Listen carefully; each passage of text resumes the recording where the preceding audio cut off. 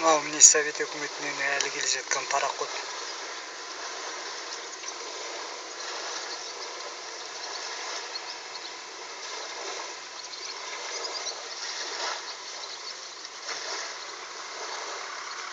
Осы жерге көпір салуға да болады ғой.